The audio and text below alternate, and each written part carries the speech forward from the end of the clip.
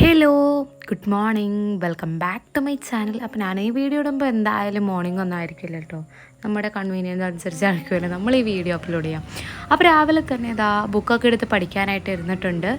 ഇത് ഇപ്പോഴത്തേക്ക് കറൻ്റ് വരുന്ന മോർണിംഗ് റൊട്ടീനാണ്. കാരണം നെക്സ്റ്റ് മന്ത് എനിക്ക് എക്സാം ആവുന്നുണ്ട്. അപ്പോൾ നമുക്കിങ്ങനെ ഈ ഒരു ഇഗ്നോൾ ആയതുകൊണ്ട് തന്നെ നമുക്ക് ക്ലാസ്സും കാര്യങ്ങളും പ്രൊവൈഡ് ചെയ്യുന്നില്ല. അപ്പോൾ തന്നെ പഠിക്കണതുകൊണ്ട് തന്നെ ഇതേപോലെ ഇങ്ങനെ ഇരുന്ന് പഠിക്കണം കേട്ടോ.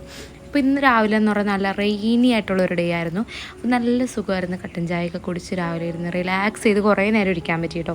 അങ്ങനെ അധികം നേരം ഇരുന്നതിനാൽ പണിയൊന്നും നടക്കില്ല. കാരണം രാവിലെ ഉമ്മി അടുക്കളയിൽ കയറി ഉണ്ടായില്ല കേട്ടോ. കാരണം സുറുവിനെ ഉണ്ടാക്കി വെച്ചിട്ട് ഉമ്മി പോയി കുറച്ച് നേരം കിടന്നുണ്ട്. അപ്പോൾ എനിക്ക് ഇന്ന് ഡ്രൈവിംഗ് ക്ലാസ് ഉള്ളതുകൊണ്ട് തന്നെ എനിക്ക് രാവിലെ ഫുഡ് കഴിച്ചിട്ട് വേണം വേഗം പോകാനായിട്ട്.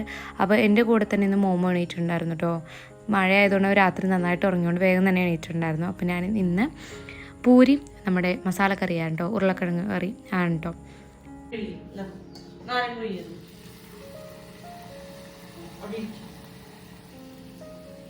അപ്പോൾ ഇതാ ഞങ്ങൾക്കുള്ള ഫുഡ് ആദ്യം തന്നെ ഉണ്ടാക്കി വെച്ചിട്ട് ഞാൻ വേഗം മോമോക്ക് ഫുഡ് കൊടുത്തു കഴിഞ്ഞാൽ പിന്നെ എനിക്ക് സമാധാനമായിട്ട് പോകാമല്ലോ. ഉമ്മി കൊടുത്തോളം എങ്കിൽ പോലും നമുക്കൊരു ഇതാണല്ലോ. അപ്പോൾ ഞാനും മോമോ ഒരുമിച്ചിരുന്ന് കഴിക്കണം. മോമോനെ പ്ലേറ്റിൽ പിച്ചിട്ട് കൊടുത്താൽ അവൻ തന്നെ കഴിക്കും കേട്ടോ. അപ്പോൾ അങ്ങനെ രണ്ടൊരു ബ്രേക്ക്ഫാസ്റ്റ് അങ്ങനെ കഴിച്ച പാടെ തന്നെ വേഗം തന്നെ റെഡി ആയിട്ട് ഇറങ്ങിയിട്ടുണ്ട് കേട്ടോ. എനിക്ക് ഡ്രൈവിംഗ് ക്ലാസ് ഉണ്ടെന്ന് പറഞ്ഞല്ലോ. കുറേ ദിവസം ഫെബ്രുവരിയിൽ പോയതായിരുന്നു കേട്ടോ ഞാൻ ക്ലാസ്സിന്.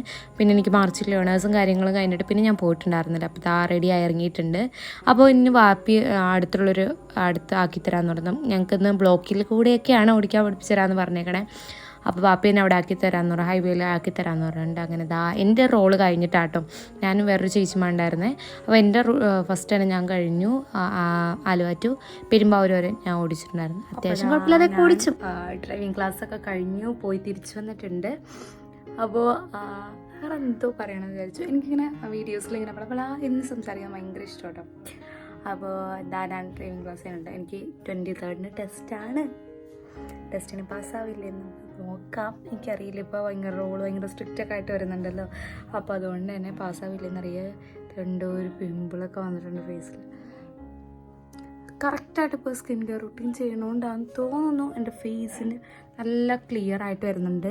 ഡാർക്ക് സ്പോട്ടും കാര്യങ്ങളെല്ലാം മാറിയിട്ട് വരുന്നുണ്ട് കേട്ടോ. അപ്പോൾ നിങ്ങൾ സ്കിൻ കെയർ എന്നാലും മസ്റ്റായിട്ട് ചെയ്യാം. ഒരാളുടെ മമ്മാനെ അന്വേഷിച്ച് വരുന്നുണ്ട് കേട്ടോ അവിടെ. എന്നെ കാണാനിട്ട് ഞാൻ വന്നിട്ട് നല്ല പേരുണ്ട് കേട്ടോ. മോമോടെ മോമോ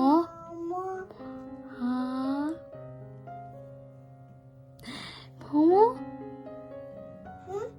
ഹായ് പറഞ്ഞേ നോ. ഓ ഓക്കെ, ഞങ്ങൾക്ക് ബാക്കിയാണ്.